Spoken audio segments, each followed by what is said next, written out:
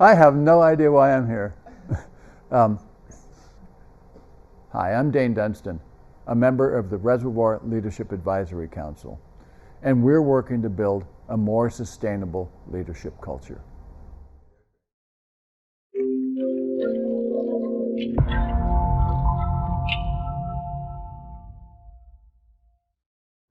So I want you to think about your favorite movie or your favorite book.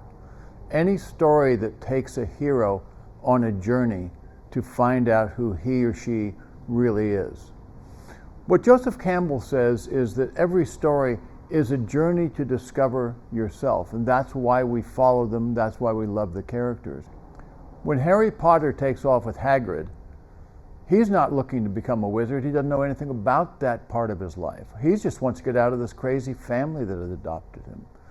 Along the way, he starts to discover who he is, and as he discovers who he is, it changes what he wants. So our job is to find out where we are, where we're going, and who we want to be. And that starts with asking the right questions. So think about this. We have a self and a self-concept. We live in the concept that we make up. If you think about how human beings develop our consciousness, we start as a baby, we have a little bit of understanding of the world around us, but not much. Finally, we start to identify that these objects that are moving around us are other people, and we look up at them, and we see our parents or who's ever taking care of us, and we think, oh my God, these people are huge. I'm nothing like them. They can talk, they can walk, they can make food happen. I can't do any of those things, and oh God, I just pooped my pants again. That's where we start, from this negative concept of ourselves. Then we're in preschool, and we have 4-year-olds telling us who we are, and we're buying it. You're a girl, you're a boy, you're fat, you're tall, you're stupid, all these things, and we just assume that that's who we are.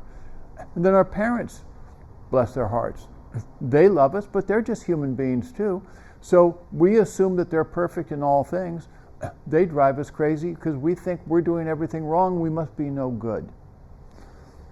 So if you think about these two selves that we have, one is an essential self that knows who you are. The other is this construction that's been built for you all through your life.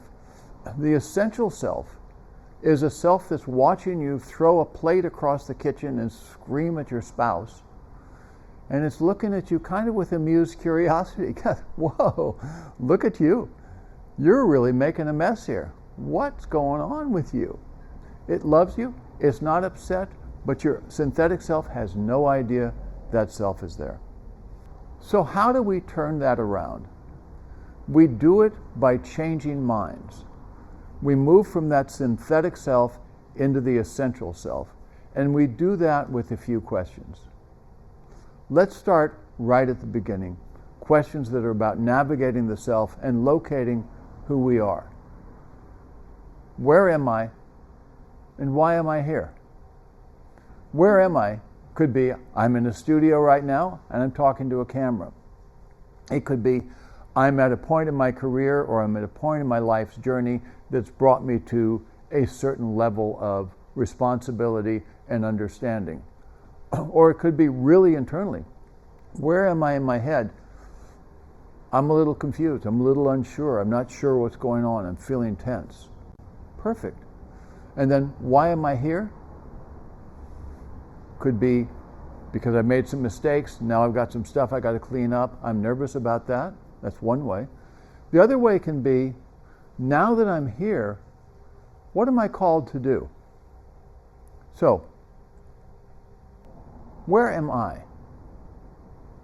I'm at a crossroads in Kansas. Wheat fields as far as the eye can see. And I'm trying to hitch a ride. I'm 21 years old. I'm on my first real journey across America, and I'm on a mission. I want to learn a little bit about poetry, and I want to learn a little bit about a certain kind of yoga that I heard about. And nobody's picking me up.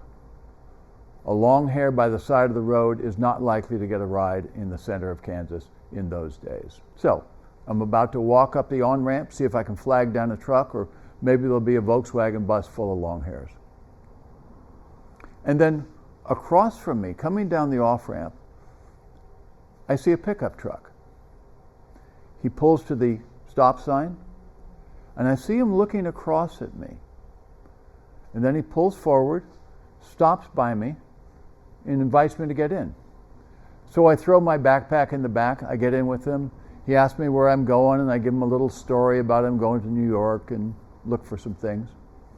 I ask him, where are you going? And he says, well, my son just graduated from UCLA.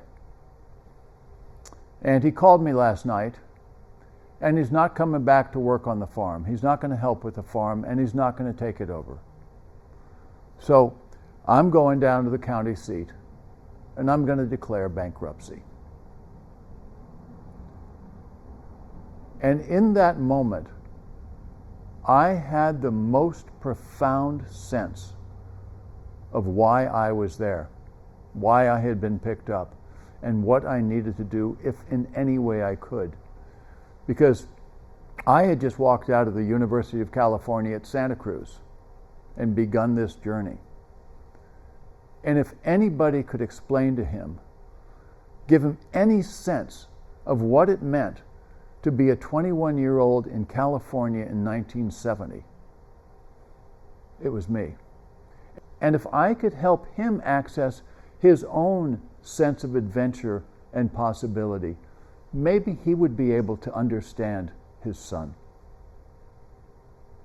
I don't remember what I said, but I know that when we got to the county seat and I could see the courthouse over there, he pulled off, down off the off-ramp, pulled to the side, and looked at me and said, I've changed my mind. I'm not going to declare bankruptcy. I'm going to see how I can make this work. I got out, I watched him go down, make a U-turn under the freeway, and head back. I don't know if he made a turnaround in his life, but it was a turning point for me, one that led me on the journey that brought me to where I am now. And that's why I'm here. The next two questions are really about finding yourself and making a turning point. Who am I being, and what do I want? When we ask ourselves who we're being, it changes who we're being. And changing who we're being changes what we want. And that's the turning point in the hero's journey. When Harry Potter discovers that he doesn't just want to be out of that family, but he has a calling to take on the work of his parents and become a wizard, and in doing that, start to fight Voldemort. That was his turning point. That's when he really understood why he was on that journey. There's a Zen parable about two monks that were walking on a journey from one abbey to another. One was a very old monk, very respected, very serious. The other one was a new monk. He'd only been in a couple of years, and he was trying to figure out how to be, and he was really good on knowing all the rules. So they come to a creek, rushing water, and a frightened-looking young woman is standing there, and she asks them for help to get across. And the young monk apologizes to her and explains that the rules are they've taken vows as monks and they are not allowed in any way to touch a woman. Have a nice day. And he starts to walk across the creek. Meanwhile, the older monk laughs, walks over to her, picks her up, and bounces across the thing, splashing in the water, making her giggle and laugh, puts her down on the other side, says goodbye, and keeps walking on. The young monk is standing in the middle of the creek, flabbergasted. What did he just see? He saw this elder, serious monk just break all the rules in the most flagrant way. And because he did that, now he's part of breaking the rules himself. He's going to have to somehow do something about this. But what does he do? He's going to have to go tell the abbot what he just saw, because he can't be a player in this. And for the next miles as they're walking along, he's troubled by this, and he's just thinking about how to make this right. And he finally decides that before he tells the abbot, he at least has to tell the old monk what he's going to do. So he finally decides he's got to say something to the abbot when they get there. And he has to tell the old monk that he's going to do that. So he stops and says, wait a minute, I got to say something. He says, I don't understand how you could have broken the rules back there when you picked up that young woman. Did you no respect for what we're doing? Now I'm involved. I'm going to have to go tell the monk what you did. I was never been so surprised in my life. And the old monk looks at him and kind of laughs. He rubs the young monk's cue ball hair. There's no cue ball here.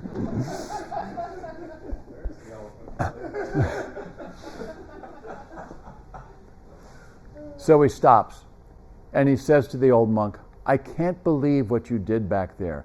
You picked up that woman as if you'd never taken a vow. And now you've got me involved as part of your indiscretion. I'm going to have to tell somebody about it.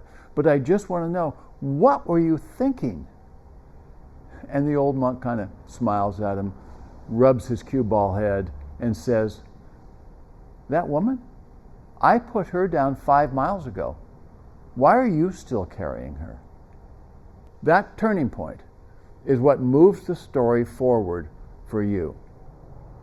Now that we know who we're being and what we want, the next question is very important. What wants to happen?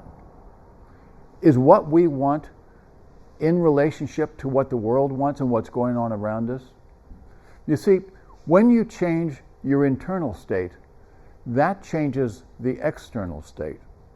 And at that point in the story, everything starts to happen in a new and unexpected way. Allies come out of the woodwork to help the hero. People start to offer new things. Doors start to open. Suddenly you can go and find out that the princess is in the castle, or treasure is in the cave, or the dragon is coming through the woods towards you. Sometimes you need to go storm the castle, and sometimes you need to sit and wait for the castle doors to open for you. My journey east, all those years ago, was started from a desire to find two things out. I'd been working on some poetry, getting good at it, thought I could do something with it. And I had also been looking at a kind of yoga, and I thought I could take that yoga and learn to do that. And I thought for some reason there would be somebody in New York who could teach me that. And so I hit the road. That journey could have gone a lot of ways. I could have ended up in jail in Truth or Consequences, New Mexico. I could have been run over by a truck. A lot of negative and bad things could have happened to me. It was a dangerous time in our country. But instead, every door opened for me. Every person who picked me up felt like a magical encounter. 2 girls picked me up, dropped me at the square in Santa Fe. I became so infatuated with that town that it has become my second city after all these years. I still go there every year. I got to the Crossroads in Kansas. I got to Pennsylvania and met a girl I had known when I traveled in Europe. Got to New York, same thing. Nobody was teaching that yoga there, but somebody told me to go to Boston. I took off. Somebody picked me up on the way to Boston. By the time I got there, they had given me a place to live and a job. Poetry. I was walking down the street in Boston. Right by Boston University, there was a sign for free courses. There was a poetry workshop. I walked in, took it. By the end of that summer, I was sitting at a round table with teachers from Harvard, not taking a workshop, but because they respected me and wanted me there working with them on our poetry. At the end of the summer, I took off with a friend and hitchhiked all the way back to Santa Cruz. Hadn't found the yoga, had found the poetry. And when I was in Santa Cruz, I took a note, wrote it on a card, seeing if anybody wanted to have a poetry circle that we could work on. And as I pressed that into the corkboard, right next to it was a notice of somebody teaching the very kind of yoga that I had taken off to look. That's a hero's journey. And that journey has propelled me all through my life. And all because I asked a lot of questions and asked the right questions. Now there's two more questions.